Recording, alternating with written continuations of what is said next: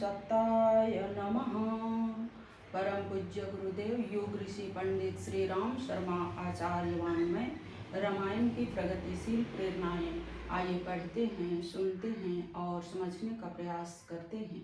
गायत्री मंत्र हमारे साथ साथ। ओम भूर्भुवः स्वाहा तत्सवितुर्वरेण्यं भर्गो देवस्य धीमहि धियो यो नः प्रचोदयात्।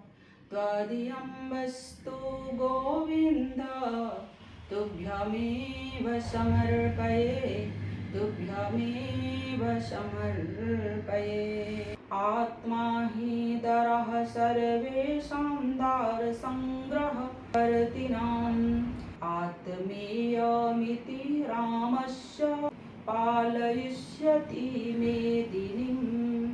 श्रीरामचन्द्र कृपालु भगवन् हरन् भवभयदारुणम्, हरन् भवभयदारुणम्। सभी गृहस्थों की स्त्रियां उनकी आत्मा ही हो जाती हैं, अतः सीता भी राम की आत्मा है। वह वहां रहकर राज सिंहासन पर बैठ पृथ्वी का पालन करेंगी। इस उदाहरण से यह बात शीशे की तरह साफ हो जाती है कि नारी पर उस समय प्रतिबंध तो थे ही नहीं, उनमें बड़े से बड़े दायित्व संभालने की योग्यता भी होती थी। नारियों द्वारा मंत्र पाठ के प्रमाण वाल्मीकि रामायण में कई स्थानों पर मिलते हैं। बाली की पत्नी तारा भी विदुषी थी। उसने बाली को सुग्रीव से लड़ने से रोका, पर जब वह नहीं माना और सलाह की अपेक्षा करके चला गया तो ततः स्वस्तयपनं कृत्वा मंत्रवद्विजयसिनी अन्तःपुरं सहस्रोभिः प्रविष्टा शोकमोहितः। श्रीरामचन्द्र कृपालु भगवन् हरन् भवभयदारुणम्, हरन् भवभयदारुणम्। बाली की विजय के लिए मंत्र युक्त मंगलाचार कर शोकाकुल हो अन्य स्त्रियों सहित रणवास को चली गई। दुख आ पड़ने पर उसके निवारण के लिए अन्य प्रयासों के साथ पूजा पाठ व्रत आदि की अपनी परंपरा रही।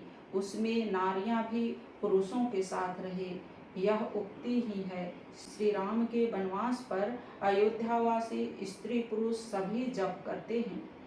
राम दरस हित नेम व्रत लगे करन नर नारी, मनहु कोक कोकी कमल दीन विहीन तमारी।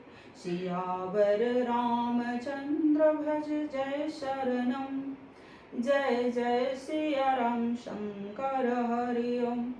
राम राम जय जय राम सिया राम, राम राम जय जय राम सिया राम। श्री राम के वियोग में अयोध्यावासी नर नारी ऐसे दुखी हो गए जैसे चकवा चकवी और कमल सूर्य के बिना दीन हो जाते हैं। अतः वे भी श्री राम के दर्शन की इच्छा से नियमों और व्रतों का पालन करने लगे। स्त्री पुरुषों द्वारा समान रूप से प्रयास करने की बात तो यहाँ स्पष्ट है ही। दुख आ पड़ने पर मनुष्य के लिए उचित आचरण का संकेत भी है। दुख का रोना रोने से उसका निवारण नहीं होता और हाय हाय मचाने से परिस्थितियां नहीं बदलती। उसके लिए आवश्यक है कि जैसे परिस्थितियों की इच्छा की जाती हो, उसे पैदा करने के लिए आवश्यक नियम और संकल्पों का क्रम बनाया जाए। उस दिशा में एक संकल्प लिया जाए, उसे किया जाए और फिर अगले चरण का संकल्प लिया जाए। यह क्रम व्रतशील जीवन क्रम कहलाता है। यदि शक्ति कम हो तो भी इस क्रम से छोटे छोटे टुकड़ों में मंजिल पूरी करते हुए बड़े बड़े लक्ष्यों तक पहुंचा जा सकता है। अयोध्यावासी नर नारी सब एक ही दिशा में मिलजुल कर प्रयास करने लगे तो राम राज्य की स्थिति पैदा हो गई। आज भी ऐसे ही प्रयास की आवश्यकता है। श्रेष्ठ समाज की रचना के लिए जो भी प्रयास आवश्यक है, इन सभी भी नारी को बराबरी की भूमिका निभानी ही पड़ेगी।